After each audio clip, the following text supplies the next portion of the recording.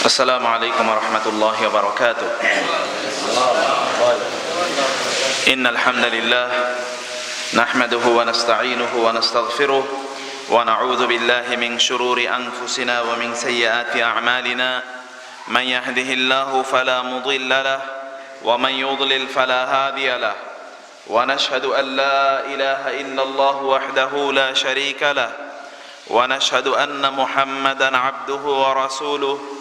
أما بعد فأعوذ بالله من الشيطان الرجيم. بسم الله الرحمن الرحيم. يا أيها الذين آمنوا اتقوا الله وقولوا قولا سديدا يصلح لكم أعمالكم ويغفر لكم ذنوبكم ومن يطع الله ورسوله فقد فاز فوزا عظيما.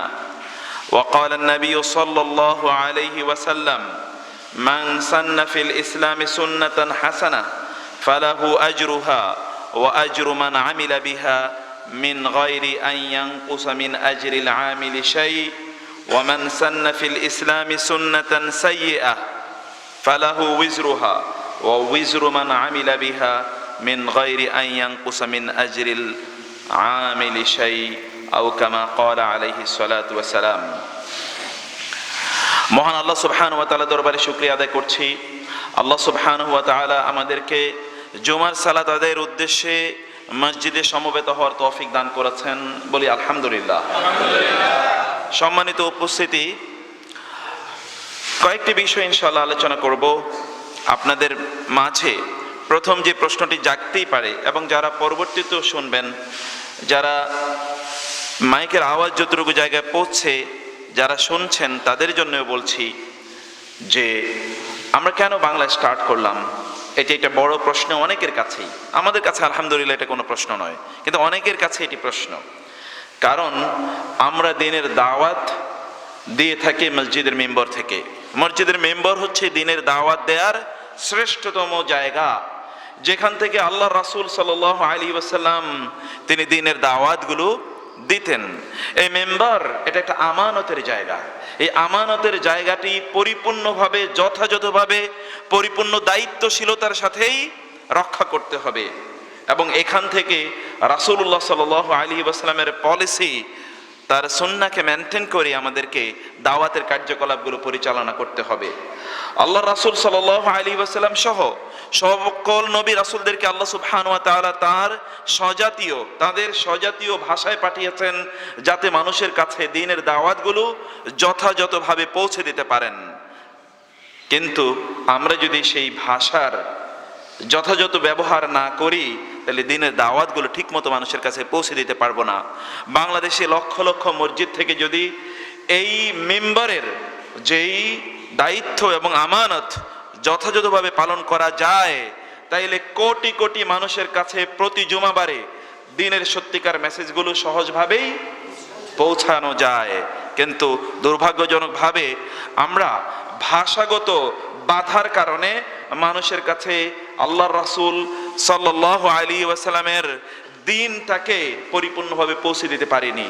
আমরা এমন ভাষায় কথা বলি যেই ভাষায় মানুষ বুঝে না, যেই ভাষায় মানুষের কাছে দ্বীনের দাওয়াতটা, অর্থাৎ স্বজাতীয় লোকের কাছে দ্বীনের দাওয়াতটা পৌঁছে দেওয়া যায় না।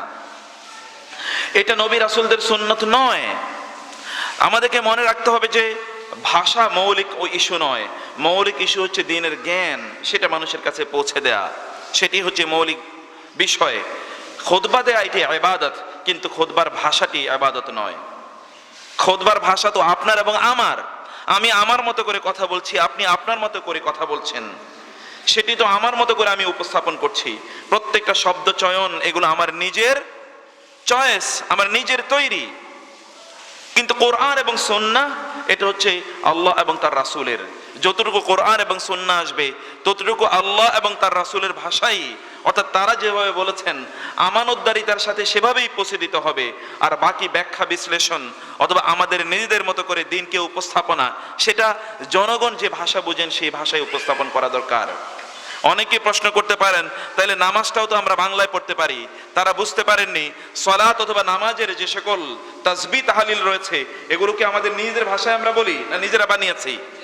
এগুলো আমাদের নিজেদের একটাও কথা, সুবহান রাব্বিয়াল আযীম, সুবহান রাব্বিয়াল আ'লা, সূরাতুল ফাতিহা অথবা অন্যান্য সূরাগুলো অথবা আল্লাহু আকবার, সামি আল্লাহু লিমান হামিদা, এগুলো কি আমাদের নিজেদের তৈরি?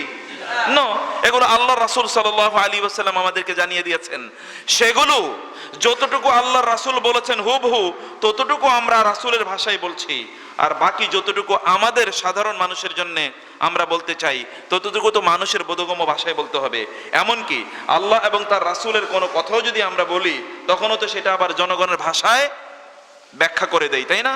আমরা শুধুমাত্র কোরআনের আয়াত অথবা হাদিসগুলোই বলি না, বরং সেগুলোর অনুবাদ ভাবার্থ আমাদের নিজেদের ভাষায় মানুষের সামনে আমরা উপস্থাপন করি। এটাই একজন খতিবের অথবা যিনি খুতবার দায়িত্ব প্রদান করবেন, যিনি ইমামতের দায়িত্ব প্রদান করবেন, এটা তার একটা আমানতদারিতার ব্যাপার। যদি আরবি ভাষাই একজন ব্যক্তিকে জান্নাতে নিয়ে যেত, তাহলে আরব বিশ্বে কোটি কোটি অমুসলমান বসবাস করে, হিন্দু বসবাস করে, খ্রিস্টান বসবাস করে, ইহুদি বসবাস করে, মুশরিক বসবাস করে, নাস্তিক বসবাস করে, কাফের বসবাস করে, তারাও তো জান্নাতে চলে যেত নাকি? কারণ তো প্রতি মুহূর্তে ওরা আরবি ভাষায় কথা বলে। যদি আরবি ভাষায় কথা বলা কোনো ইবাদত হতো। একটি হাদিস কেউ কেউ উপস্থাপন করতে চায়, রাসূল সাল্লাল্লাহু বলেছেন বলে তারা দাবি করে, অথচ হাদিস নয় এটি। তাআল্লামুল আরাবিয়া, তোমরা আরবি ভাষা শেখো, অথবা তোমরা উহিব্বুল আরাবিয়া, আমি আরবি ভাষা শিখি। এটা আমি আরবি ভাষাকে ভালোবাসি তিনটি কারণে, এটা আমার ভাষা, এটা আল্লাহর ভাষা, এটা কবরের ভাষা, এটা কোরআনের ভাষা। এরকম কথা যারা বলে এটা আসলে হাদিস নয়, এটা তাদের মন গড়া বক্তব্য। অতএব তার উপর ভিত্তি করে ভাষার ব্যারিয়ার অথবা ভাষার বাধার কারণে দ্বীনের উপস্থাপনা যাতে মানুষের মাঝে বাধাগ্রস্ত না হয় সেদিকে আমাদের প্রত্যেকেরই খেয়াল রাখা দরকার। আর দ্বিতীয় যে বিষয়টি আমাদের অবশ্যই মনে রাখতে হবে তা হচ্ছে যে আল্লাহ এবং আল্লাহর রাসূলই হচ্ছে আমাদের রেফারেন্স পয়েন্ট, তাই না? আমাদের রেফারেন্স কে? আল্লাহ এবং তার রাসূল। আমাদের মূল যাদেরকে অনুসরণ করব তিনি হচ্ছেন আল্লাহ এবং তার রাসূল। আল্লাহ সুবহানাহু ওয়া তাআলা সেই কথাই বলেছেন, কুল আতিউল্লাহ ওয়া আতিউর রাসূল, তোমরা আল্লাহকে অনুসরণ করো, আল্লাহর রাসূলকে অনুসরণ করো। ফা ইন তানাযাতুম ফি শাইইন ফারুদ্দুহু ইলাল্লাহি ওয়ার রাসূল ইন কুনতুম তুমিনুনা বিল্লাহি ওয়াল ইয়াউমিল আখির। তোমরা যদি দাবি করো যে তোমরা আল্লাহর প্রতি ঈমান এনেছো এবং আখিরাতের প্রতি ঈমান এনেছো, তাইলে কোনো বিষয়ে তোমাদের মাঝে মতানৈক্য তৈরি হলে, মতবিরোধ তৈরি হলে তোমরা আল্লাহ এবং তার রাসূলের কাছে ফিরে যাও। আল্লাহ এবং তার রাসূলের কাছে ফিরে যাওয়ার অর্থই হচ্ছে কোরআন এবং সুন্নাহর কাছে ফিরে যাওয়া। কোথাও যদি আপনার কনফিউশন তৈরি হয় তাহলে আপনি কোরআনকে কনসাল্ট করুন। কোথাও যদি আপনার কোনো বিরোধিতা তৈরি হয়, আপনার মাঝে যদি কোনো সংশয় সন্দেহ তৈরি হয়, কোথাও যদি আপনি বাধার মুখে পড়েন, কোথাও যদি এমন হয় যে আপনি নতুন করে কোনো কথা শুনছেন বলে আপনার মনে হচ্ছে, তাহলে come to the Quran, come to the Sunnah. Quran and Sunnah are our reference point. Quran এবং সুন্নাহ হচ্ছে আমাদের রেফারেন্স, আমাদের সনদ, আমাদের দলিল। কোরআন যা বলবে তাই আমাদেরকে গ্রহণ করতে হবে, সুন্নাহ যা বলছে তাই আমাদেরকে গ্রহণ করতে হবে। এর বাইরে কোনো বক্তব্যই নাই একজন মুমিনের। ফালা ওয়া রাব্বিকা লা ইউমিনুনা হাত্তা ইউহাক্কিমুকা ফীমা শাজারা বাইনাহুম সুম্মা লা ইয়াজিদু ফি আনফুসিহিম হারাজাম মিম্মা কাযাইতা ওয়া ইউসাল্লিমু তাসলিমা।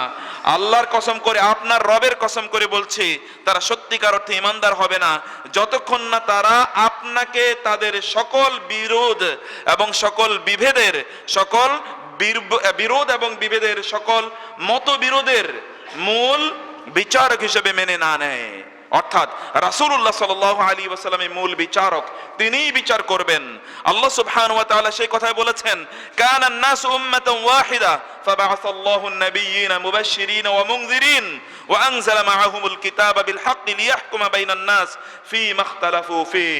আল্লাহ সুবহানাহু ওয়া তাআলা নবী রাসূলদেরকে পাঠিয়েছেন, তাদের সাথে সাথে আসমানি কিতাবও দিয়েছেন, যাতে লোকেরা যেই ব্যাপারে নিজেদের মধ্যে মতবিরোধে লিপ্ত রয়েছে, মতানৈক্য তাদের মধ্যে আছে, অনৈক্য আছে, তারা বুঝতে পারছে না কোনটা সঠিক এবং কোনটা ভুল, এই বিষয়ে তারা অবশ্যই অবশ্যই নবী এবং রাসূলদের কাছে আসবে, কোরআনের কাছে আসবে, আসমানি কিতাবের কাছে তারা আসবে। লিয়াহকুমা বাইনান নাস ফীমা ইখতালাফু ফীহি। আল্লাহ সুবহানাহু ওয়া তাআলা কোরআন পাঠিয়েছেন অথবা নবী রাসূলদের সুন্নাহ, এগুলো রয়েছে যাতে মানুষের মধ্যকার বিভেদগুলো সমাধান করা যায়। এর মাধ্যমে বিভেদগুলো আল্লাহ সুবহানাহু ওয়া তাআলা সমাধান করে দেবেন। ওয়া মাখতালাফা ফীহি ইল্লাল্লাযীনা উতুহু মিন বা'দি মা জাআতহুমুল বায়্যিনাতু বাগয়াম বাইনাহুম। তারপরেও একদল লোক রয়েছে কোরআন এবং সুন্নাহর কথা শোনার পরেও তারা নিজেদের মধ্যে বিদ্বেষ বশত, অহংকার বশত তারা সেগুলোকে মেনে নেয় না। তারপরও তারা বিতর্ক করতেই থাকে, বিরোধিতা করতেই থাকে, অন্যথা করতেই থাকে। তারা আল্লাহ এবং আল্লাহর রাসূলের কথা তাদের কাছে ভালো লাগে না, তাদের কাছে অন্যদের কথা ভালো লাগে।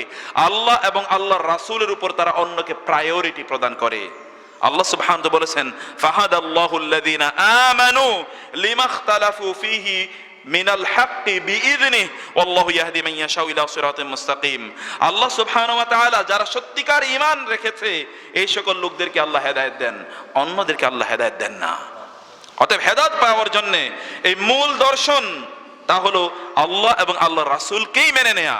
একমাত্র কথা, আমি এবং আপনি কোনো কথাকে মেনে নেয়ার জন্যে দলিল থাকতে হবে যে সেটি কোরআন এবং সুন্নায় রয়েছে কিনা, কোরআন এবং সহিহ হাদিসে রয়েছে কিনা। যদি না থাকে তাহলে এটা আমাদের মানার কোনো অধিকার নেই, অধিকারই আমাদের নেই। সুযোগ প্রয়োজন তো অনেক পরের কথা, আমাদের মানার কোনো অধিকারই নেই। কোনো একজন ব্যক্তি ঈমানদার হিসেবে তার নিজকে দাবি করতে পারবে না যতক্ষণ না সে এটি করে। এই জন্যে আল্লাহ সুবহানাহু ওয়া তাআলা অন্য জায়গায় বলেছেন, মা কানা লিমুমিনিন ওয়ালা মুমিনাতিন ইযা কাদাল্লাহু ওয়া রাসূলুহু আমরান আন ইয়াকুনা লাহুমুল খিয়ারাতু মিন আমরিহিম। একজন মুমিন পুরুষ এবং একজন মুমিন নারীর জন্য অধিকারই নেই যে আল্লাহ এবং তার রাসূল কোনো ব্যাপারে যদি কোনো মত দেয়, কোরআন এবং সুন্নায় কোনো কিছু আছে, তারপর সে বলবে একটু ভেবে দেখি মানতে পারি কিনা, একটু ভেবে দেখি মানবো কিনা, আরেকজনের কাছে জিজ্ঞেস করে দেখি উনি কি বলেন। ইত্তকার কথা কোন মুমিন বলতে পারে না। মা কানা লিমুমিনিন ওয়ালা মুমিনাতিন, কোন মুমিনের মুখ থেকে এই জাতীয় কথা উচ্চারিত হতে পারে না। কোন মুমিনের মাইন্ডসেট, আচরণ, দৃষ্টিভঙ্গি, চিন্তা চেতনা এটা কখনোই হতে পারে না, ঈমানদারের বৈশিষ্ট্য নয়। আল্লাহ সুবহানাহু ওয়া তাআলা এই জন্য বলেছেন, লা তাজিদু কওমান ইউমিনুনা বিল্লাহি ওয়াল ইয়াউমিল আখির ইউআদ্দুনা মান হাদ্দাল্লাহ ওয়া রাসূলাহু ওয়ালাউ কানু আবাআহুম আও আবনাআহুম আও ইখওয়ানাহুম আও আশীরাতাহুম উলাইকা কাতাবা ফী কুলুবিহিমুল ঈমান ওয়া আইয়াদাহুম বিরূহিম মিন।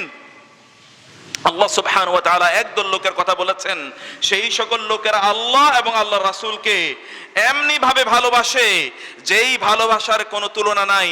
এমনকি যদি তাদের বিরোধিতা করে তাদের সন্তান, তাদের পিতামাতা, তাদের আত্মীয় স্বজন, তাদের ভাই বোন অথবা তাদের নিকটাত্মীয়রা যদি বিরোধিতায় থাকে, তারপরেও তারা আল্লাহ এবং আল্লাহর রাসূলকে প্রাধান্য দিয়ে থাকে।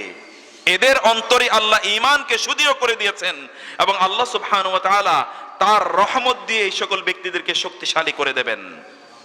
অতএব আপনি যদি হেদায়েতের, আপনি যদি কোরআন এবং সুন্নাহর উপরে থাকেন, আল্লাহ সুবহানাহু ওয়া তাআলা তার রহমতের মাধ্যমে ওয়া আইয়াদাহুম বিরূহিম মিন, আল্লাহ সুবহানাহু ওয়া তাআলা ফেরেশতাদের মাধ্যমে আপনার ঈমানকে, আপনার আমলকে শক্তিশালী করে দেবেন এবং আল্লাহ সুবহানাহু ওয়া তাআলা আপনাকে প্রোটেকশন প্রদান করবেন তার ফেরেশতাদের মাধ্যমে। যদি ব্যক্তিরা সত্যতার উপর থাকে, কোরআন এবং সুন্নাহর উপর থাকে। প্রিয় ভাইরা, বোনেরা, আপনাদেরকে মাথায় রাখতে হবে রাসূলুল্লাহ সাল্লাল্লাহু আলাইহি ওয়াসাল্লামের সর্বশেষ বক্তব্য তাই ছিল, এ লোকেরা আমি তোমাদের কাছে দুটো জিনিস রেখে যাচ্ছি, তোমরা যদি এই দুটো জিনিসকে আঁকড়ে ধরো তাহলে তোমরা কখনোই পথভ্রষ্ট হবে না। একটা হচ্ছে আল্লাহর কিতাব, আর একটা হচ্ছে তোমাদের রাসূলের সুন্নাহ। রাসূল সাল্লাল্লাহু আলাইহি ওয়াসাল্লাম বলেছেন, তোমরা যারা বেঁচে থাকবে, ফাইন্নাহু মান ইয়াইশ মিনকুম বাদি ফাসায়ারা ইখতিলাফান কাসীরা, আমাদের পর তোমরা যারা বেঁচে থাকবে, আমার পর তোমরা যারা বেঁচে থাকবে, তোমরা অনেক ইখতিলাফ দেখতে পাবে মানুষের মাঝে। তখন ইখতিলাফ দেখতেই থাকবে। আল্লাহ রাসূল সাল্লাল্লাহু আলাইহি ওয়াসাল্লাম ভবিষ্যৎবাণী করেছেন। অতএব ইখতিলাফ এখন আছে না? আছে। রাসূল বলে গিয়েছেন, কত তো মিথ্যা হতেই পারে না। অনেক ইখতিলাফ তোমরা দেখতে পাবে। তখন ফাআলাইকুম বিসুন্নতি ওয়া সুন্নাতিল খুলাফা আর-রাশিদিন, তখন তোমাদের দায়িত্ব হবে আমার সুন্নাহকে আঁকড়ে ধরা এবং আমার খোলাফায়ে রাশিদার সুন্নাহকে আঁকড়ে ধরা। প্রিয় ভাইরা, একদল লোক আছে তারা সুন্নত এবং হাদিসের মধ্যে তারা পার্থক্য তৈরি করতে চায়। তারা বুঝে না কোনটা সুন্নাহ এবং কোনটা হাদিস। তারা বলে যে হাদিস মানার দরকার নাই, সুন্নতি কি করবো আমরা মানবো। তারা বুঝেনি সুন্নাহ এবং হাদিসের মধ্যে পার্থক্য তৈরি করতে গিয়ে, মন গড়া বিশ্লেষণ করতে গিয়ে তারা যে আল্লাহ রাসূল সাল্লাল্লাহু আলাইহি ওয়াসাল্লামকেই কোনো না কোনো ভাবে অস্বীকার করে ফেলছে, রাসূলের জীবনের বিশাল বড় অংশগুলোকে যে তারা প্রত্যাখ্যান করছে, এটা সে বুঝতেই পারে না। আচ্ছা, রাসূলের সিরাত বা জীবনী যে আমরা পড়ি, এটা তাদের ভাষায় যদি হাদিস হয়, তাহলে এটা কি আপনার পড়ার প্রয়োজন নাই? তাহলে কি আপনি লেনিনের জীবনী পড়বেন, কার্ল মার্কসের জীবনী পড়বেন, স্ট্যালিনের জীবনী পড়বেন? আপনি তাহলে মুসলিনের জীবনী পড়বেন, নাস্তিকের জীবনী পড়বেন? কেমন কথা হলো? রাসূল সাল্লাল্লাহু আলাইহি ওয়াসাল্লামের জীবনী যদি এটা হাদিসই হয়, তাহলে সেটা আমাদের পড়তে হবে না? আল্লাহ সুবহানাহু ওয়া তাআলা কি বলেছেন? লাকাদ কানা লাকুম ফি রাসূলিল্লাহি উসওয়াতুন হাসানা। রাসূলের জীবনের মধ্যে তোমাদের জন্য শ্রেষ্ঠতম আদর্শ রয়েছে। তাহলে আল্লাহ রাসূলের জীবন আপনি কিভাবে জানবেন, কিভাবে পড়বেন? তার গোটা জীবনই আমাদের জন্য আদর্শ, তার গোটা জীবনই আমাদের জন্য সুন্নাহ, তার গোটা জীবনই আপনি সেটাকে হাদিস বলেন আর সুন্নাহ বলেন, তাতে আমাদের কোনো আপত্তি নাই। কিন্তু তার গোটা জীবনই আমাদের জন্য কি? সুন্নাহ। তার গোটা জীবনই আমাদের জন্য আদর্শ, একটা জিনিসও এর বাইরে নাই। তার গোটা জিনিস, তার গোটা জীবন আমাদের জন্য আদর্শ। যাই হোক, যে কথা বলতে চাচ্ছিলাম তা হচ্ছে আল্লাহ সুবহানাহু ওয়া তাআলাকে ভালোবাসার দাবি করা, এর একটাই মাত্র এক্সপ্লেনেশন আল্লাহ দিয়েছেন, কুল ইন কুনতুম তুহিব্বুনাল্লাহা ফাত্তাবিউনি।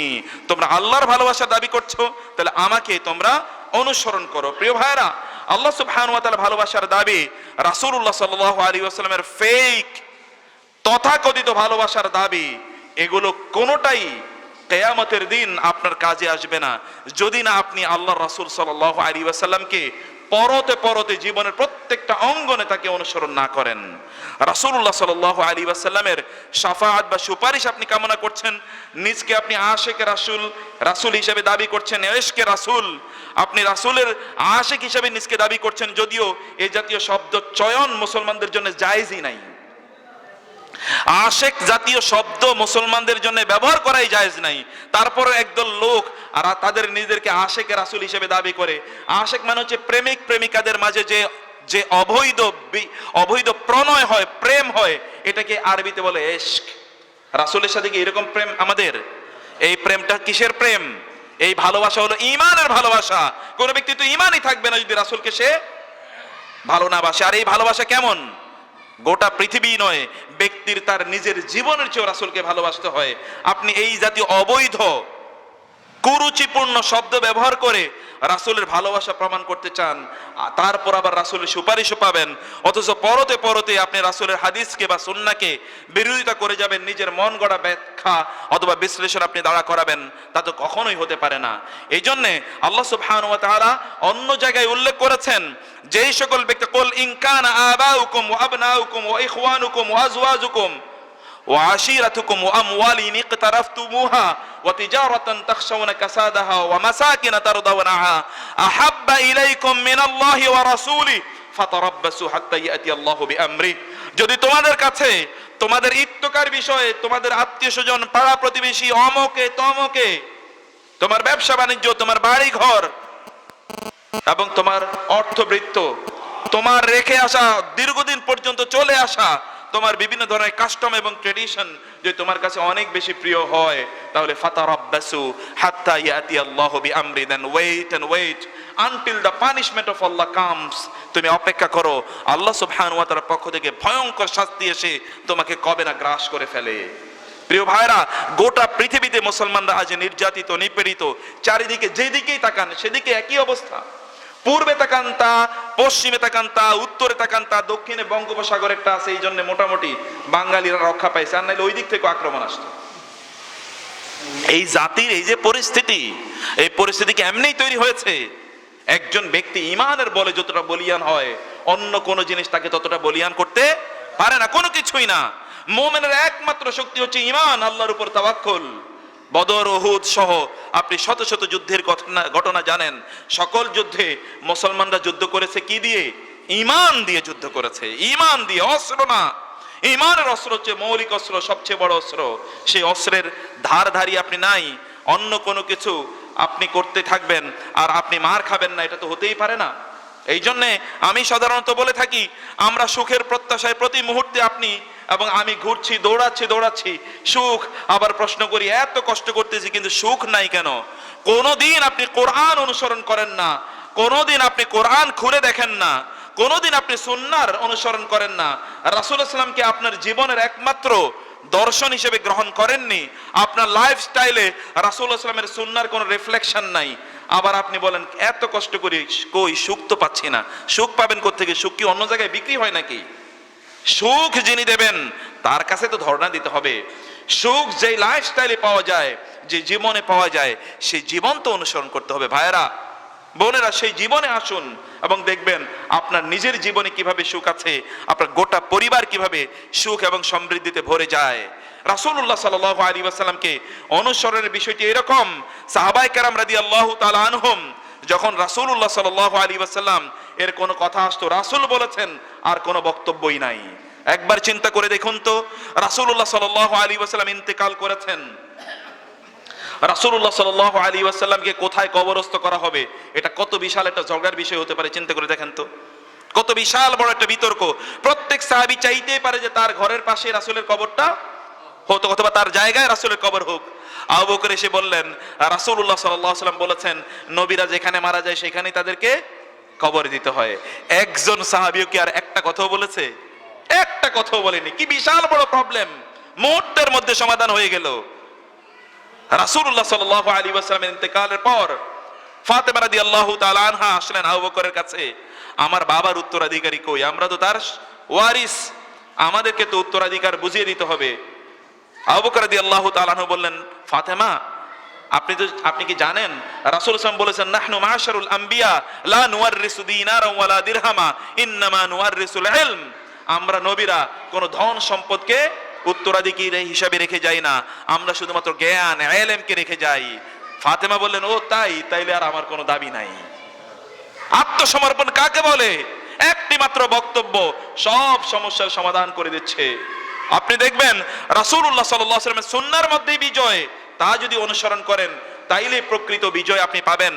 রাসূলুল্লাহ সাল্লাল্লাহু আলাইহি ওয়াসাল্লাম তার ইন্তেকালের আগে তিনি উসামা রাদিয়াল্লাহু তাআলা আনহুর একটা প্রতিনিধি, উসামার নেতৃত্বে, ছোট্ট উসামা, ইয়াং যুবক উসামা, 17-18 বছরের যুবক, তার নেতৃত্বে একদল সৈন্য তিনি পাঠাবেন সিরিয়ার প্রান্তে, ওইদিকে বাইজান্টাইনদের বিরুদ্ধে যুদ্ধ করতে হবে। আর তার অধীনে তিনি বড় বড় ওমরের মতো বড় বড় সাহাবীদেরকে তিনি নিয়োগ করে গেলেন। আবু বকর যখন খলিফা, চারিদিকে বিদ্রোহর দানা বেঁধে উঠলো, বহু লোক তারা যাকাত দিতে অস্বীকার করলো, বহু লোক তারা মুরতাদ হয়ে গেল। এমন অনেক অনেক লোক আছে যেই সকল লোকেরা আবু বকর রাদিয়াল্লাহু তাআলা আনহুর সময়ে তারা নিজেদেরকে নবী হিসাবে দাবি করলো, এবং তাদের পক্ষেও হাজার হাজার লক্ষ লক্ষ লোক তাদের পক্ষে গিয়ে তারা বেড়েছে, কারণ তারা মনে করেছে নবীর যত কাছাকাছি যাওয়া যায় ততই তো সুবিধা। সুবিধাবাদ একদল লোক, আমাদের দেশেও দেখেন না, সুবিধাবাদী কেউ যদি তার নিজকে একটু বড় কিছু দাবি করে, অনেক বড় ওলি, আল্লাহওয়ালা, পীর, মাশায়েখ এমন দাবি করে, তাহলে কিছু কিছু লোক তাদের পিছনে ঘুরঘুর করে, মনে করে তার কাছে গেলেই তো সুবিধা পাওয়া যাবে। তার কাছে গেলে আপনি নিজেও পীর দাবি করে দেখেন, কিছু কিছু লোক এসে আপনার মুরিদ হওয়া শুরু করে দেবে। নবী দাবি করেছে, অতএব তাদের পিছনে পিছনে একদল লোক ঘুরঘুর করা শুরু করলো। মুসাইলামাতুল কাজ্জাব সহ উনাইসা, তলহা, সাজা, এই 4 জনের কথা বলছি। আবু বকর এরকম বিশাল ট্রেমেন্ডাস চারিদিকে রেভেলিয়ন, বিদ্রোহ, সেই সময়ে আবু বকর রাদিয়াল্লাহু তাআলা আনহু রাসূলের সর্বশেষ ইচ্ছা সেটা পূরণ করার জন্য তিনি উসামা রাদিয়াল্লাহু তাআলা আনহুর নেতৃত্বের বাহিনীকে তিনি পাঠানোর জন্য নির্দেশ প্রদান করলেন। ওমর এসে বললেন, ইয়া আবু বকর, ইয়া খলিফাতুল মুমিনিন, হে মুমিনদের খলিফা, আপনি করছেন কি? আপনি কি করছেন এটা? এখন চারিদিকে বিদ্রোহ, আমাদের মদিনায় এখন সৈন্য দরকার, আপনি এখন এই সৈন্যদেরকে পাঠাচ্ছেন, আমাদের এখানেই লোক বেশি দরকার, কারণ বিদ্রোহীরা কখন এসে মদিনা আক্রমণ করে, ইত্যকার কত কিছু আছে, আপনি লোকদেরকে ওইখানে পাঠাচ্ছেন, এটা কি করছেন আপনি? অন্যদিকে উসামা, পাঠান তাইলে অন্য কাউকে নেতৃত্ব দিয়ে আপনি সেটা করেন, কিন্তু এটা সঠিক সময়, this is not the right time, right time না। আবু বকর রাদিয়াল্লাহু তাআলা আনহু বললেন, আল্লাহর কসম করে বলছি, যদি মদিনায় বিভিন্ন বন্য প্রাণীগুলো আক্রমণ করে এবং আমার এই আবু বকরের পা ধরে ওই বন্য প্রাণীগুলো রাস্তায় শেষড়িয়ে নিয়ে যায়, যদি আরো বড় বড় দুর্ঘটনাও ঘটে, তাহলে আল্লাহর রাসূলের ইচ্ছা, তার সুন্নাহ, তার হাদিস, তার বক্তব্য, এটা বাস্তবায়ন হবেই হবে। কোন পরিস্থিতিতেই আল্লাহ রাসূলের সুন্নাহ, তিনি বলে গিয়েছেন উসামার বাহিনীকে প্রেরণ করা কোন অবস্থায় আমার জীবন থাকতে, আবু উমর তোমাকে বলে রাখছে, আমার জীবন থাকতে রাসূলের সুন্নাহর সামান্যতম বিরোধিতা হবে, হতেই পারে না। আমি উসামার বাহিনীকে অবশ্যই অবশ্যই পাঠাবো। উসামার বাহিনীকে পাঠিয়ে দিলেন। কিছুদিন পর উসামার বাহিনী বিশাল বড় বিজয় নিয়ে সেখান থেকে ফিরে আসলো। আর চারিদিকে যে বিদ্রোহ, ওই বিদ্রোহগুলো ধোঁয়ার মতোই, ধুলার মতো, তুলার মতোই বিদ্রোহগুলো উড়ে চলে গেল। কারণ কি জানেন? কারণ হচ্ছে আবু বকর রাদিয়াল্লাহু তাআলা আনহু রাসূলের সুন্নাহ থেকে সামান্যতম একটুও সরতে চাননি। আপনি রাসূলের সুন্নাহকে প্রতি মুহূর্তে অবজ্ঞা করবেন, আর আপনি দাবি করবেন অথবা প্রত্যাশা করতেই থাকবেন যে না, আপনি অনেক বড় কিছু হবেন, গোটা পৃথিবী আপনার কাছে আনুগত্য করবে, গোটা পৃথিবীর নেতৃত্ব আপনি প্রদান করবেন, আপনার সুখ সমৃদ্ধি আসবে, দুনিয়া আখেরাতে আপনি কল্যাণ প্রাপ্ত হবেন। অথচ রাসূলের সুন্নাহকে আপনি অবজ্ঞা করবেন, সুন্নাহর বিরোধিতা করবেন, সুন্নাহর কথা আসলে আপনি নাক সিটকাবেন অথবা ভিন্ন ধরনের ব্যাখ্যা দাবি করবেন, দাঁড়া করাবেন, কখনোই কখনোই হতে পারে না। আল্লাহ রাসূল সাল্লাল্লাহু আলাইহি ওয়াসাল্লাম এমন একটি জেনারেশন তৈরি করেছেন, যে জেনারেশন যখনই রাসূলের কোনো কথা শুনেছে সাথে সাথে সেটা তারা বাস্তবায়ন করেছে, সাথে সাথে তারা সেটা বাস্তবায়ন করেছে, এক মুহূর্তের জন্যও তারা সেটি করতে দেরি করেনি। রাসূলুল্লাহ সাল্লাল্লাহু আলাইহি ওয়াসাল্লামের সবচেয়ে প্রিয়তম সাহাবী আবু বকর রাদিয়াল্লাহু তাআলা আনহু, তার কন্যা আয়েশা রাদিয়াল্লাহু তাআলা আনহা, আয়েশা সিদ্দিকা বিনতে সিদ্দিক, তার বিরুদ্ধে মিথ্যা অপবাদ তৈরি হলো। সেই মিথ্যা অপবাদের এর একজন পার্টি, একজন মিস্তা বিন উসাসা, আবু বকর রাদিয়াল্লাহু তাআলা আনহুর আপন কাজিন, সেই কাজিনও ওই যে স্ক্যান্ডাল, মিথ্যা অপবাদ, দান যারা করেছিল অথবা এগুলো যারা বিভিন্ন জায়গায় স্প্রেড করেছে, তোর মধ্যে তিনি একজন। যখন কোরআনের আয়াত নাজিল হলো, আয়েশা রাদিয়াল্লাহু তাআলা আনহা, তিনি ইনোসেন্ট, তিনি নিষ্পাপ, তার বিরুদ্ধে মিথ্যা অভিযোগ, অপবাদ আনা হয়েছে, এই আয়াত যখন নাজিল হলো, আবু বকর রাদিয়াল্লাহু তাআলা আনহু তিনি এবার তো ক্লিয়ার হয়ে গেলেন তার কাজিনের উপর। এবার তার রাগ উঠলো, এই কাজিন, ওকে আমি প্রতি মাসেই টাকা দিই, ওর সংসার চলার মতো কোনো টাকা নাই, গরিব অসহায়, প্রতি মাসে আমি ওকে টাকা দিই, ও আমারটা খেয়ে আমার মেয়ের বিরুদ্ধে বিভিন্ন জায়গায় কথা বলে বেড়ালো, যা এখন থেকে ওকে আর আমি দান করব না।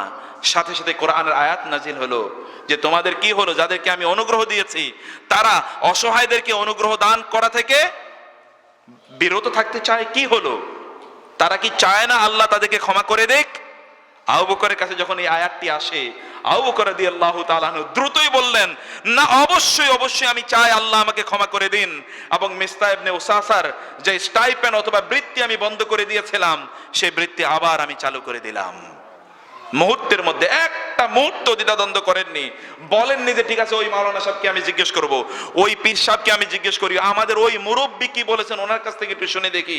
নো, সাহাবায়ে কেরামরা শুনেছেন রাসূলের কথা, সাথে সাথে তারা সেটা মেনে নিয়েছেন, এক মুহূর্তের জন্য তারা তার বিরোধিতা অথবা অন্যথা করেননি। প্রিয় ভাইরা, বোনেরা, এই জাতীয় আরো অনেক ইস্যু আছে, আমি সেই দিকে যাচ্ছি না। আমি ছোট করে বাকি 2-3টি বিষয় আপনাদের সামনে উপস্থাপন করতে চাই। যা তা হলো যে কোন একজন মানুষ যদি কোরআন এবং সুন্নাহ অনুসারে আমল করা শুরু করে দেয়, তাহলে বুঝবেন যে আল্লাহ সুবহানাহু ওয়া তাআলা তার ডিভাইন প্রোটেকশনে, আল্লাহ তার আসমানি হেফাজতে এই ব্যক্তিকে নিয়ে নিয়েছেন। এই ব্যক্তির অথবা এই জাতীয় ব্যক্তিদের সফলতা আসবেই ইনশাআল্লাহ।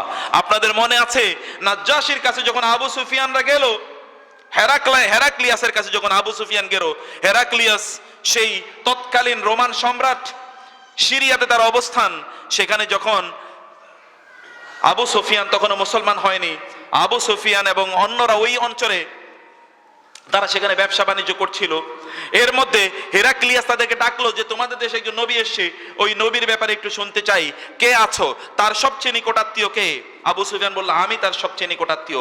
তোমার সাথে আর কারা আছে? এরা আমার সাথে আছে। আচ্ছা ঠিক আছে, আমি তোমাদেরকে অনুরোধ করছি, আবু সুফিয়ানকে আমি কয়েকটা প্রশ্ন করব, এই প্রশ্নের উত্তর যদি আবু সুফিয়ান ভুল দেয় তাহলে তোমরা বলবে যে আবু সুফিয়ান একটা মিথ্যা উত্তর দিচ্ছে, তোমরা বলবে। আবু সুফিয়ান বলল যে আমি ভাবলাম যে কি প্রশ্ন করে একটু দেখি। আবু সুফিয়ান পরবর্তীতে, বুখারীর হাদিস আপনারা খুলে দেখুন, আবু সুফিয়ান পরবর্তীতে ঘটনা বর্ণনা করছেন যে হেরাক্লিয়াস অনেকগুলো প্রশ্ন করলো। হেরাকল হেরাক্লিয়াস অনেকগুলো প্রশ্ন করেছে, তোর মধ্যে একটি প্রশ্ন ছিল যে তোমরা যে নবীর কথা বলছো, এই নবীর অনুসারীদের সংখ্যা কি দিন দিন বাড়ছে না কমছে? নবীদের অনুসারীদের সংখ্যা বাড়ছে না কমছে? বলছে বাল ইয়াজিদুন, তাদের সংখ্যা কি বাড়ছে। আচ্ছা, 2 নম্বর আরো অনেকগুলো প্রশ্ন, আমি যাচ্ছি না, শর্টকাট ওয়েতে যাচ্ছি। বললো যে আচ্ছা, যারা তার অনুসারী হয়েছে এদের এরকম কি আছে যে কিছুদিন অনুসরণ করেছে এখন আবার অন্য পথে চলে গেছে, অনুসরণ করেছে আবার অন্য পথে চলে গেছে, ধর্ম ত্যাগ করেছে অর্থাৎ তার লাগেছে, এইরকম কি কেউ আছে? বললেন না, এইরকম তো কেউ নাই। আলোচনা আরো অনেক প্রশ্ন শেষে এবার হেরাকল বলল, তাইলে আবু সুফিয়ানকে তার যে ইন্টারপ্রেটর অর্থাৎ দোভাষীর মাধ্যমে বলল যে আবু সুফিয়ানকে বলে দাও আমি তাকে অনেক প্রশ্ন করেছি, তোর মধ্যে একটি প্রশ্ন আমি করেছি, তার অনুসারীদের সংখ্যা কি দিন দিন বাড়ছে না কমছে? সে বলেছে তার অনুসারীদের সংখ্যা দিন দিন বাড়ছে। এটাই ছিল নবী রাসূলদের অবস্থা যুগ যুগ ধরে, প্রতিদিনই তাদের অনুসারীদের সংখ্যা বাড়তই। হকপন্থীদের সংখ্যা বাড়ছে না কমছে? বাড়ছে। এটাই হচ্ছে হকের শক্তি। জা আল হাক্কু ওয়া যাহাকাল বাতিল ইন্নাল বাতিলা কানা যাহুকা। যখন সত্য আসে, হক আসে, তখন বাতিল এটা অপসৃয়মান, সেটাকে চলে যেতেই হয়। প্রিয় ভাইরা, এটাকে শক্তি দিয়ে এটাকে ধরে রাখতে হবে। আমাদের দায়িত্ব হচ্ছে হকটাকে ধরে রাখা, হকটাকে প্র্যাকটিস করা, কিন্তু এটাকে ভালোবাসা দিয়ে মানুষের কাছে পৌঁছে দিতে হবে। এটা আমার অত্যন্ত গুরুত্বপূর্ণ একটি জায়গা। এই কথাটিকে আমি খুব দরদ দিয়ে উপলব্ধি করি, আপনাদেরকেও বলছি দরদ দিয়ে উপলব্ধি করবেন। মানুষকে যখন দ্বীনের দাওয়াত দেবেন, আল্লাহ সুবহানাহু ওয়া তাআলা কোরআনে স্পষ্ট করে বহু জায়গায় বলেছেন ওয়াকুলু লিন-নাসি হুসনা, মানুষের সাথে সুন্দর করে কথা বলো। ইয়া আইয়ুহাল্লাযীনা আমানুত্তাকুল্লাহা ওয়া কুলু কাওলান সাদীদা, হে লোকেরা তোমরা সুন্দর করে, সহজ করে, ভালো করে কথা বলো। ইযহাবা ইলা ফিরআউনা ইন্নাহু তাগা ফাকুলা লাহু কাওলান লায়্যিনান লাআল্লাহু ইয়াতাযাক্কারু আও ইয়াখশা। ফিরআউনের কাছে যাও, মুসা এবং হারুনকে নির্দেশ করলেন আল্লাহ, তোমরা দুজন ফেরাউনের কাছে যাও এবং ফেরাউনের কাছে গিয়ে কোমল ভাষায় কথা বলো। আশা করা যায় সে হেদায়েতের পথ নিতেও তো পারে। প্রিয় ভাইরা, আমার খুবই অবাক লাগে যখন আমি দেখি ইয়াং মেনদেরকে, যখন তাদের দাড়ি বড় হয় তখন অন্যরা তাদেরকে নিয়ে বিভিন্ন ধরনের টিটকারি করতে থাকে, হাসি তামাশা করতে থাকে। দেখ দাড়ি এটা বাড়াইতে এমন একটা মনে হচ্ছে যেন মাটিতে গিয়ে নামবে, এরকম একটা অবস্থা। একটু এমন ভাবে একটু কাট শাট করে, একটু স্টাইল করে রাখতে পারো না? আর একটু ভাঁজ করে, ছোটখাটো করে, একটু পরিপাটি করে রাখতে পারো না? আর এখনই তোমার দাড়ি রাখতে হবে, কয়েকদিন পরে রাখো। তোমার মিয়া টুপি পরে চলতে হবে কেন? তুমি কি হুজুর হয়ে গেছো নাকি? মসজিদে যদি যায়, তুমি এখন ইয়াং ম্যান, এত মসজিদ এত নামাজ করো কেন? আর কি কোনো কথা নাই তোমার মাথায়? ইসলাম বলতে যেন তোমার মুখে ফেনা উঠবে, আর কোনো গল্প নাই, অন্য গল্প করো। ইন্নাল্লাযীনা আজরামু কানু মিনাল্লাযীনা আমানু ইয়াদহাকুন আলাল আরাইকি ইয়ানজুরুন। ইন্নাল্লাযীনা আমানু, যেই সকল লোকেরা, ইন্নাল্লাযীনা আজরামু কানু মিনাল্লাযীনা আমানু ইয়াদহাকুন, একদল লোক যারা অপরাধী, তারা ইমানদার ব্যক্তিদেরকে নিয়ে হাসি ঠাট্টা তামাশা করবেই।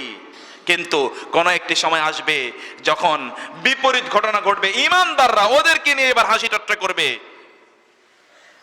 দেখো না, তোমরা না দুনিয়া আমাদেরকে নিয়ে হাসি ঠাট্টা তামাশা করেছিলে, আমরা এরকম করি, নামাজ পড়তে গিয়ে এমন করি, আমরা ইবাদত করতে গিয়ে এরকম করি, আমরা এভাবে আমাদের জীবন যাপন পরিচালনা করি, তোমরা না আমাদেরকে নিয়ে হাসতে।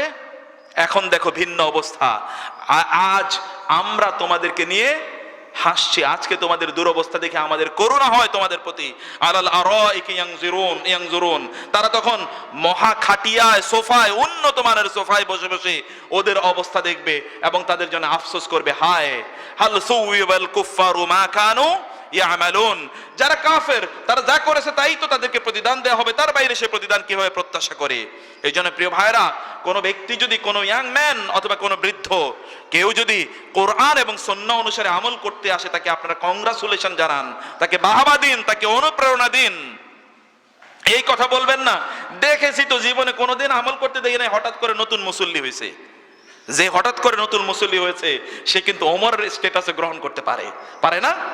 ওমর কি হঠাৎ করে মুসলমান হয় নাই? আল্লাহ রাসূলকে হত্যা করতে যায়নি, কিন্তু সেই ওমরের মতো ব্যক্তি আল্লাহর এই জমিনে, আরশের নিচে আল্লাহর জমিনে আর একটা ওমরকে আপনি খুঁজে পাবেন? অতএব এইরকম এই ইয়াং ম্যানদের মধ্যে কত ওমর যে আছে আপনি কিভাবে জানবেন?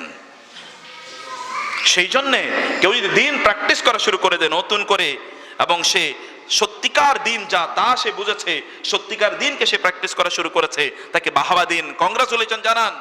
বৃদ্ধদেরকে সতর্ক করে দিচ্ছে, বৃদ্ধরা খবরদার, শুধুমাত্র এই কথা বলবেন না বাপ দাদারা কি ভুল করেছে, বাপ দাদাদের আলোচনায় আনবেন না। আপনি বাপ দাদাদের আলোচনা করে বাপ দাদাদেরকে আপনি প্রশ্নবিদ্ধ করছেন। আপনি কেন প্রশ্নবিদ্ধ করেন? বাপ দাদাদের জন্য দোয়া করুন, বাপ দাদাদেরকে আল্লাহ ক্ষমা করেও দিতে পারেন। বাপ দাদাদের যুগে এত বেশি ইসলামের চর্চা হয়নি, বাপ দাদাদের যুগে কোরআন এবং হাদিস এত অবারিত উন্মুক্ত ছিল না, বাপ দাদাদের যুগে সোশ্যাল মিডিয়া এরকম ছিল না, বাপ দাদাদের যুগে আলেম এবং ওলামায়েরা এত দূর দূরান্তে গিয়ে তারা যেতে পারতো না। এক জায়গা থেকে আরেক জায়গায় যেতেই লাগে 15 দিন 10 দিন, রাস্তাঘাট ঠিক নাই, কিভাবে মানুষ যাবে? এখন তো আলহামদুলিল্লাহ অনেক সহজ, উন্মুক্ত।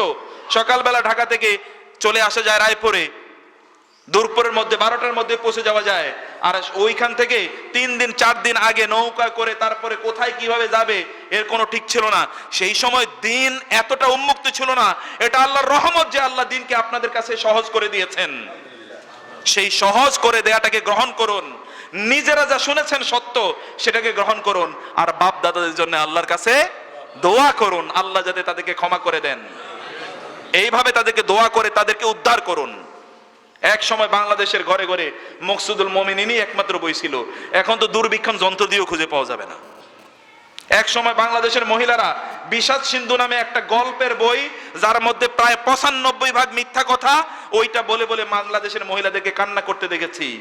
এখন তো ওই বই দূরবীন দিয়েও খুঁজে পাবেন না আপনি, তাই না? এক সময় বাংলাদেশের নারীরা পুঁথি পড়ে পড়ে তারা কান্না করে নাই? জারি সারি গান এক সময় বাংলাদেশের মানুষ মনে করতো না যে এটা কোরআনের মতোই, কিন্তু এগুলোর কোনো অস্তিত্ব আছে এখন? আলহামদুলিল্লাহ, আল্লাহ সুবহানাহু ওয়া তাআলা তার দ্বীনকে এভাবেই, আল্লাহ তার দ্বীনকে কি করবেন? প্রতিষ্ঠিত করবেন। হুয়াল্লাযী আরসালা রাসূলাহু বিল হুদা ওয়া দীনিল হাক্কি লিইয়ুযহিরাহু আলাদ দীনি কুল্লি ওয়ালাউ কারিহাল মুশরিকুন ওয়ালাউ কারিহাল কাফিরুন। কাফের মুশরিকরা তারা যতই অপছন্দ করুক না কেন, আল্লাহ তার দ্বীনকে বিজয়ী করবেন। আদ-দীনু ইয়ালি ওয়ালা ইউলা আলাই। দিন এটা অন্য সকল কিছুর উপর বিজয়ী হবে, এইটার উপর কোনো জিনিস বিজয়ী হবে না। অতএব সঠিকটাকে ধরা, সঠিকটাকে আঁকড়ে ধরা, সেটাকে আঁকড়ে রাখা, সেটাকে অনুসরণ করা, এটা একটা রুচির ব্যাপার, এটা একটা বড় ধরনের রুচির ব্যাপার। এই রুচিটাকে ডেভেলপ করতে হয়। কুরুচিপূর্ণ যদি আপনি আপনার নিজকে তৈরি করে তাহলে সেটা আপনার ব্যাপার। দুর্ভাগ্য আপনার জন্য যে সত্যটা গ্রহণ করার মতো কোনো রুচি নাই। ওই ব্যক্তির মতো পরিস্থিতি হয়েছে, যেই ব্যক্তি প্রতিদিনই তিনি কি করতেন? ঘি দিয়ে তিনি খেতেন। এখন এবার তিনি তার ওই যে ঘি দেয় তাকে বললেন যে আগামীকাল আমার বাসায় খুব ভালো মেহমান আসবে, তুমি খাঁটি ঘিটা দিও। ও পরের দিন খাঁটি ঘি দিয়েছে। খাঁটি ঘি খাওয়ার পরে এরপরে তাদের প্রত্যেকের পেট খারাপ হয়ে গেছে। তো এবার যে ঘি দেয় ওরে ডেকে বললো যে কি ব্যাপার, তোমাকে বললাম 1 নাম্বারটা দিতে, তুমি কি ঘি দিলা যে আমাদের পেট সবার খারাপ হয়ে গেছে? বললো ভাই আসলে তো আজকেই খাঁটিটা দিছিলাম, এর আগে যতদিন দিছি পুরাটাই দিছিলাম 2 নম্বর, আজকে খাঁটিটা দিয়েছি, আজকেই দিয়েছি, আপনাদের খাঁটিটা খাইয়াই এই অবস্থা। আসলে 2 নম্বর খাইতে খাইতে পেট কি ওইটাতেই খারাপ মানানসই হয়ে গেছে, এখন আর 1 নম্বরটা পেটে ধরে না। রুচিটা যাতে যদি নষ্ট হয়ে যায় তাহলে এমনই হয়। রুচিটাকে এমন করেন না প্লিজ, রুচিটাকে ডেভেলপ করা দরকার। কোরআন এবং সুন্নাহর টেস্ট অন্যরকম। এই টেস্ট যে পেয়েছে তার কাছে আর অন্য কোনো কিছুই ভালো লাগে না। এটা অন্যরকম একটা টেস্ট, এটা উন্নত মানের একটা টেস্ট। এই টেস্টটা হচ্ছে এলিট ক্লাসের টেস্ট। এলিট ক্লাসের টেস্ট, রুচিটা নিজের মধ্যে তৈরি করতে হবে আমাদের। আল্লাহ সুবহানাহু ওয়া তাআলা আমাদেরকে সেই রকম টেস্ট তৈরি করার তৌফিক দান করুন। প্রিয় ভাইরা, মুসলমানরা হচ্ছে একটা জ্ঞানী জাতি। এই জাতির তাদের অজ্ঞান অথবা মূর্খ থাকা কোনো মুসলমানের জন্য জায়েজ নাই। আছে কিনা বলেন তো? আল্লাহ সুবহানাহু ওয়া তাআলা আমাদের কি বলেন নাই? ফাআলাম, ইকরা, পড়ো, পড়ুন। আর রহমান আল্লামাল কোরআন, হাল ইয়াস্তাবিল্লাযীনা ইয়ালামুনা ওয়াল্লাযীনা লা ইয়ালামুন, ইন্নামা ইয়াতাযাক্কারু উলুল আলবাব, ইন্নামা ইয়াখশাল্লাহা মিন ইবাদিহিল উলামাউ। আল্লাহকে তারাই বেশি ভয় পায় যারা আল্লাহকে বেশি চেনে। যারা আল্লাহকে বেশি চেনে তারাই আল্লাহকে বেশি ভয় পায়। অর্থাৎ যারা আলেম, তাদের নিজদেরকে আলেম হিসেবে তারা উন্নীত করতে পেরেছে, তারাই আল্লাহকে বেশি ভয় পায়। মুসলমানরা এমন একটা জাতি যারা প্রতি মুহূর্তে জ্ঞান অর্জনের মধ্যে থাকে। এমন একটা জাতি না? আলহামদুলিল্লাহ আপনারা যারা এখানে আছেন এবং হক পথে যারা আসার চেষ্টা করেছেন, তারা বাংলাদেশের সকল মানুষের চেয়ে তারা বেশি পড়াশোনা করে। কথাটা কি তা ঠিক না বলেন? আপনারা, আপনাদের কথা বলছি, আপনারা এখানে এবং এই মানহাজ যারা অবলম্বন করছেন, বাংলাদেশের অন্য সকল মানুষের দিকে তাকান, তাদের চেয়ে আপনারা অনেক অনেক বেশি পড়েন। আমি যেহেতু মাওলানা এবং ওই গ্রুপেরই মানুষ, আমি জানি বহু এরকম হাজার হাজার মাওলানা আছে। এই হাজার হাজার মাওলানার চেয়ে বাংলাদেশে এখানে বসে আছে এরকম ইয়াং ছেলে মেয়ে অনেক আছে যারা তাদের চেয়ে অনেক অনেক বেশি পড়ে। বহু মাওলানা আছে তার ঘরে গিয়ে দূরবীন দিয়ে কোনো বই খুঁজে পাওয়া যাবে না, কিন্তু বহু ছেলে মেয়ে আছে যাদের ঘরে দেখলে আপনি দেখবেন যে আপনি বই তাকে ভর্তি, তাকের পর তাক তারা বই দিয়ে ভর্তি করে দিয়েছে। বাংলাদেশের প্রেক্ষাপটে এখন বহু জায়গায় লাইব্রেরি তৈরি হচ্ছে, এগুলো ইয়াং পোলাপাইনরা করতেছে। ওই যে আপনি যাদের কথা বলছেন, তারা একটা তৈরি করা তারা বুঝেই না, বরং তারা জ্ঞান অর্জনটাকে বাধা দেয় না। সাধারণ মানুষ কেন জ্ঞান অর্জন করবে? এই জ্ঞান অর্জন শুধুমাত্র করবে কারা? মাওলানা মৌলবীরা। অন্যরা কেউ জ্ঞান অর্জন করতেই পারবে না। অন্যদেরকে জ্ঞান অর্জন করতে তারা বারণ করে, বাধা দেয়। দুই কারণে তারা বাধা দেয়। অন্য কেউ যদি জ্ঞান অর্জন করে তাহলে তো চ্যালেঞ্জ হয়ে যাবে। আমরা দেখতাম ছোটবেলায়, যেই দিন ক্লাসে আমরা একটু পড়ে গিয়েছি, পড়াশোনা করে গিয়েছি, ওই দিন আর হুজুর পড়াইতে পারে না, আজকে মাথাটা খুবই খারাপ ব্যথা করে। যখন একটু পড়াইতে গেছিলাম, হুজুর এটা তো এরকম না, এটা তো ওই রকম হবে, তো আমরা না রে আজকে মাথাটা খুব ব্যথা করে, কারণ আজকে উনি ভালো করে পড়ে আসেন নাই। এখন ওই যে ছাত্ররা পড়ে এসছে, এই জন্য উনি তো পড়াইতে গেলে সামনে আরো ধাক্কা খাবে, এই জন্য আর পড়ানো বন্ধ করে দেয়। এটা একটা কাহিনী যে এরা যদি এত পড়ছে, এরা যদি এত পড়ে তাহলে তো আমরা ধাক্কা খেয়ে যাব। তাইলে আমরা, আমাদেরকে চ্যালেঞ্জ করবে প্রতি মুহূর্তে, আমাদেরকে প্রতি মুহূর্তে চ্যালেঞ্জ করবে, আমাদের আরো পড়তে হবে, ইত্যকার প্রবলেম তৈরি হয়ে যাবে। এই জন্য তারা মানুষকে পড়তে দেয় না। আর দুই নম্বর হলো, অন্যরা যদি পড়ে তাহলে তো তাদের কি, তাহলে তাদের ওই যে কমে যাবে, দাওয়াত কমে যাবে, টাকা পয়সা কমে যাবে, ইত্যকার বহু কিছু কমে যায়। তারা বুঝতে পারে নাই, যদি তারা অন্য মানুষদেরকে জ্ঞানী করত, তাহলে এর মাধ্যমে দুনিয়া এবং আখেরাতে তারা শ্রেষ্ঠতম মানুষে পরিণত হয়ে যেতে পারত। দুনিয়া এবং আখেরাতের ধন এবং মর্যাদা আল্লাহ সুবহানাহু ওয়া তাআলা তাদের জন্য উন্মুক্ত করে দিতেন। তারা মানুষকে যারা অজ্ঞ করে রাখতে চায়, এটা ছিল ফেরাউনদের কাহিনী। ফেরাউনের কি, ফেরাউনের অবস্থা ছিল এটা, ইন্না ফিরআউনা আলা ফিল আরদি ওয়া জাআলা আহলাহা শিয়া ইস্তাদঈফু তাওয়াইফাতাম মিনহুম ইউযাব্বিহু আবনাআহুম ওয়া ইস্তাহয়ী নিসাআহুম। আল্লাহ সুবহানাহু বলেছেন, ফেরাউনের কাজ ছিল এরকম, ইন্না ফিরআউনা আলা ফিল আরদি, ফেরাউন অহংকারে ফেটে পড়তো, কাউকে চোখের সামনে দেখতো না। তুমি কি জানো, তুমি কি বুঝো, 2 দিন পড়াশোনা করে আমার চেয়ে বেশি বুঝো? এটা ফেরাউনের কাহিনী, এটা শয়তানের কাহিনী। শয়তান এরকম অহংকার করে। অন্যথায় আমার এবং আপনার দায়িত্ব হচ্ছে, কেউ যদি পড়াশোনা করে, বাবা তুমি এটা পড়েছো মাশাআল্লাহ, আরো পড়ো আরো পড়ো, তাকে অনুপ্রেরণা দেওয়া দরকার ছিল, তাই না? কিন্তু আমরা তাকে আরো অনুৎসাহিত করি। 2 দিনের পড়াশোনা করে এখন অনেক বড় মাওলানা হয়ে গেছে, মাওলানা সাহেবদেরকে চ্যালেঞ্জ করতে আসে। ওমর রাদিয়াল্লাহু তাআলা আনহু তিনি খুতবা, এই মসজিদে মেম্বারে তিনি খুতবা দিতে দাঁড়াচ্ছিলেন। সালমান আল ফারিসি অথবা অন্য একজন সাহাবী দাঁড়িয়ে বলেন, ওমর খুতবা দেওয়ার আগে আমার প্রশ্নের উত্তর দিতে হবে। প্রশ্ন কি? আপনার গায়ে 2টা এই জামা, নতুন জামা কোত্থেকে আসলো? নতুন জামা তো আপনার গায়ে থাকার কথা নয়। গনিমতের মাল হিসেবে আমরা প্রত্যেকে 1 টুকরা কাপড় পেয়েছি, আপনি তো এই জামা বানানোর জন্য 2 টুকরা লাগে, আপনি আরেক টুকরা কোত্থেকে পেলেন? ওমর বললেন, আমি উত্তর দেব না, আমার ছেলে আছে, ওই উত্তর দেখ। আব্দুল্লাহ দাঁড়িয়ে বলল, এই প্রশ্নের উত্তর আমারই দেওয়া উচিত। আসলে আপনি জানেন আমার বাবা অফিসিয়াল দায়িত্ব পালন করেন, খলিফা আমিরুল মুমিনিন। দূর দূরান্ত থেকে লোকেরা তার সাক্ষাতে আসেন, কিন্তু তার জামাটা ছিটতে ছিটতে এমন একটি অবস্থায় চলে গিয়েছে যে তার জামাটা আর পড়ার মতো নয়। গনিমতের মাল হিসেবে আপনারা 2টো কাপড় দিয়ে, একটা দিয়েছেন আমাকে, আরেকটা দিয়েছেন আমার বাবাকে। আমার অংশটাও আমি আমার বাবাকে দিয়ে দিয়েছি। আমার বাবা এবার ওই 2টা অংশ মিলিয়ে একটা নতুন জামা তৈরি করেছে। ওমরকে যদি ওইভাবে চ্যালেঞ্জ করা যায়, ওমর রাদিয়াল্লাহু তাআলা বললেন, পুরুষরা তোমাদেরকে বলছি, তোমরা মহারানা নিয়ে অনেক অনেক বাড়াবাড়ি করছো, নারীরা মহারানা নিয়ে তোমরা বাড়াবাড়ি করছো, মহারানা অত হতে হবে, তত হতে হবে। আমি মহারানা নিয়ে যেহেতু ঝগড়া বিবাদ হয়, বাড়াবাড়ি হয়, এই জন্য মহারানার একটা সিলিং পয়েন্ট, অর্থাৎ সর্বোচ্চ কত হবে এটা আমি নির্ধারণ করে দিতে চাই। একজন মহিলা ওই মসজিদের কর্নার থেকে দাঁড়িয়ে বলে, ওমর কে আপনাকে অধিকার দিয়েছে মহারানা নির্ধারণ করে দেয়ার? আল্লাহ তো মহারানা নির্ধারণ করে দেন নাই, আপনাকে কে অধিকার দিল? ওমর বলেন, সরি, ওমরই রং, নারী এই মহিলাই কি right. Omar is wrong, women is right. Omar ভুল করেছে, এই নারী এই মহিলা যা বলেছেন তাই সত্য। ওমরদেরকে পর্যন্ত চ্যালেঞ্জ করা যায়। আর এই দেশের সাধারণ কিছু জ্ঞান অর্জন করার পরে কেউ কেউ এমন অবস্থা যে তাকে চ্যালেঞ্জ, তার সামনে কথাই বলা যায় না, অহংকারে ফেটে পড়ে তিনি। আল্লাহকে ভয় করুন, মহান আল্লাহ সুবহানাহু ওয়া তাআলাকে ভয় করুন। জ্ঞান তো মানুষকে কি বানায়? জ্ঞান তো মানুষকে অহংকারী বানায় নয়, জ্ঞান মানুষকে বিনয়ী বানায়। যেই জ্ঞান মানুষকে অহংকারী বানায়, ওই জ্ঞান আসলে ওকে শয়তান বানিয়ে দিয়েছে। ও আসলে শয়তানের পদাঙ্ক অনুসরণ করছে, ফেরাউনের পদাঙ্ক অনুসরণ করছে। ইন্না ফিরআউনা আলা ফিল আরদি ওয়া জাআলা আহলাহা শিয়া। মানুষকে বিভিন্ন দলে উপদলে বিভক্ত করে দিয়েছে। মানুষের দল কয়টা? একটাই, আল্লাহর দল, আহলুস সুন্নাহ ওয়াল জামাআহ, কোরআন এবং সুন্নাহ। এটাই তো, কিন্তু তারা দলে দলে লোকদেরকে বিভক্ত করেছে। এটা শয়তানের রোল, এটা ফেরাউনের রোল, এটা কোনো ইমানদারের রোল হতে পারে না। ইমানদার মানুষকে, মুমিন মানুষকে, আল্লাহওয়ালা ব্যক্তি মানুষকে এতটা দলে বিভক্ত করতে পারে, এটা ফেরাউনের কাজ। আল্লাহ সুবহানাহু ওয়া তাআলা আমাদের দ্বীন দিয়েছেন একটাই, ইন্নাদ দীনা ইনদাল্লাহিল ইসলাম। একটাই দ্বীন, তা হলো ইসলাম। এবং এই ইসলামের ভিত্তি দুইটাই, কোরআন এবং সুন্নাহ, আর কোনো ভিত্তি নাই, এই ভিত্তি। এবং 3 নম্বর হচ্ছে ইয়াস্তাদঈফু তাইফাতাম মিনহুম। একদল লোকের ফেরাউন কি করতো? দুর্বল করে রেখেছে। ফেরাউন লোকদেরকে দুর্বল করে রাখতো, জ্ঞান মানুষকে বলিয়ান করে, শক্তিশালী করে।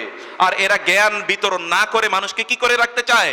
দুর্বল করে রাখতে চায়, গোলাম করে রাখতে চায়। প্রিয় ভাইরা, জ্ঞান অর্জন করুন, বই কিনুন, পাঠাগার তৈরি করুন, আপনারা বিভিন্ন স্টাডি সার্কেল করুন, হালাকা করুন। এই মসজিদে প্রতি সপ্তাহে হালাকা সেশন হওয়া দরকার, যেখানে মৌলিক বই নিয়ে, মৌলিক কিতাব নিয়ে আলোচনা হবে। ইমাম সাহেব শুধু পড়েই যাক, আপনারা শুধু শুনেন, সমস্যা কি? শুধু বই, যে এই বইটা আগামী 1 মাসের মধ্যে আমরা A to Z পুরা শেষ করব, শুধু পড়বো, কোনো ব্যাখ্যার প্রয়োজন নাই। বইগুলো আলহামদুলিল্লাহ এমন ভাবে এখন রচিত, সব ব্যাখ্যা এর মধ্যে দেয়া আছে, আছে না? এরকম বই পড়েন, পড়তে হবে। বাসায় পিতা মাতা, সন্তান সন্ততি, আত্মীয় স্বজনদেরকে নিয়ে বসুন, তাদেরকে নিয়ে পড়ুন। কু আনফুসাকুম ওয়া আহলিকুম নারা। নিজেরও বাঁচতে হবে, আত্মীয় স্বজনকেও বাঁচাতে হবে জাহান্নাম থেকে। আমি অনেক আলোচনা ছিল, আপনার প্রত্যেকেই এখানে আলহামদুলিল্লাহ এনলাইটেন্ড পিপল, আপনার প্রত্যেকে আলোকিত। সেজন্য নতুন লোকদের জন্য নতুন কথা বলার দরকার ছিল। আপনারা আলহামদুলিল্লাহ সবই জানেন, সেজন্য এই ইস্যুগুলো আমি আর বিস্তারিত আলোচনা আনতে চাই না। আমি শুধুমাত্র আলোচনায় যেটা আনতে চাই তা হলো আপনাদের প্রত্যেকে দায়ী হতে হবে। দায়ী হওয়ার জন্য কিছু বৈশিষ্ট্য আছে, সেই বৈশিষ্ট্যগুলো অবলম্বন করুন। মানুষকে দরদ দিয়ে, ভালোবাসা দিয়ে মানুষকে কি করুন? দ্বীনের প্রতি আহ্বান করুন, দরদ দিয়ে, প্লিজ, ভালোবাসা দিয়ে। ভাতৃত্ব, ইন্নামাল মুমিনুনা ইখওয়াতুন ফাসলিহু বাইনা আখওয়াইকুম। মুমিনরা তো তারা পরস্পর ভাই ভাই, তোমরা ভাই ভাইদের মাঝে সমাধান করে দাও ভালোবাসার বন্ধন দিয়ে, ভ্রাতৃত্বের বন্ধন দিয়ে তাদের মধ্যে সমাধান করে দাও। ওমর, আবু হুরায়রা রাদিয়াল্লাহু তাআলা আনহু তিনি আলোচনা করছিলেন বৃহস্পতিবার। এমন সময় মসজিদে একজন ঢুকছিলেন, আবু হুরায়রা রাদিয়াল্লাহু তাআলা আনহু বললেন, ওই সময় তিনি বলছিলেন যে যারা অন্য কারো প্রতি বিদ্বেষ পোষণ করে, সেই সকল ব্যক্তি যাতে আমার এই মজলিসে অংশগ্রহণ না করে। যিনি ঢুকছিলেন তিনি ওইখান থেকে বের হয়ে গেলেন। বের হয়ে কিছুক্ষণ পরে তিনি ফিরে আসলেন। আবু হুরায়রা তাকে জিজ্ঞেস করলেন, কি ব্যাপার, তুমি বের হয়ে গেলে কেন, আবার কিছুক্ষণ পরে আসলে কেন? বলে, আপনি যখন আলোচনা করছিলেন, আপনি তখন বলেছেন যে আপনার এই বৈঠকে আলোচনা যাতে এমন কেউ না থাকে যে অন্য কোনো মুসলমানের বিরুদ্ধে তার বিদ্বেষ, হিংসা, খুব আছে, এমন কোন ব্যক্তি যাতে না প্রবেশ করে। আমি চেক করে দেখলাম যে একজন আমার ফুফুর সাথে আমার কি আছে? বিদ্বেষ আছে, তার সাথে আমার বিরোধ আছে। আমি ভাবলাম আপনার এই কথার আমলটা তাড়াতাড়ি করা দরকার। এই জন্যে আমি দ্রুত গিয়ে আমার ফুফুর সাথে দেখা করে তার সাথে বিরোধটা মিটিয়ে এসে আপনার সাথে আলোচনায় অংশগ্রহণ করেছি। আবু হুরায়রা বললেন, তাইলে আমি কেন বলেছি তোমাকে বলি? বলেন, বলুন আপনি। বলেন যে রাসূল সাল্লাল্লাহু আলাইহি ওয়াসাল্লাম বলেছেন প্রতি বৃহস্পতিবার এবং সোমবার আল্লাহর কাছে মানুষের আমল নামাগুলো উত্থিত হয়। আল্লাহ সকলকে ক্ষমা করে দেন, কিন্তু যারা অন্য কোন মুসলমানের বিরুদ্ধে বিদ্বেষ পোষণ করে আল্লাহ তাদেরকে ক্ষমা করেন না। বরং আল্লাহ ফেরেশতাদেরকে বলেন, ওর আমল নামা লেখার জন্য একটু অপেক্ষা করো। আনজিরু হাদাইনি হাত্তা ইয়াসতালিহা, আনজিরু হাদাইনি হাত্তা ইয়াসতালিহা, আনজিরু হাদাইনি হাত্তা ইয়াসতালিহা। এই দুইজন যতক্ষণ না তাদের মধ্যে সম্পর্ক ঠিক করে না নেবে, ততক্ষণ পর্যন্ত তাদের আমল নামা লিখো না, তাদেরকে ক্ষমা করে দেয়া যাবে না। অতএব মানুষকে ভালোবেসে তাদেরকে দ্বীনের প্রতি আহ্বান করা, এটা আমাদের দরকার। ভালোবাসুন, ভালোবেসে মানুষকে দ্বীনের প্রতি আহ্বান করুন। আল্লাহ সুবহানাহু ওয়া তাআলা আমাদেরকে কবুল করে নিন। আল্লাহ সুবহানাহু ওয়া তাআলা আমাদের দ্বীনের উপর, হকের উপর থাকার তৌফিক দান করুন। আকুল কাওলি হাযা ওয়া আস্তাগফিরুল্লাহ লি ওয়া লাকুম ওয়া লিসাইরিল মুসলিমিন ফাস্তাগফিরুহু ইন্নাহু হুয়াল গফুরুর রহিম।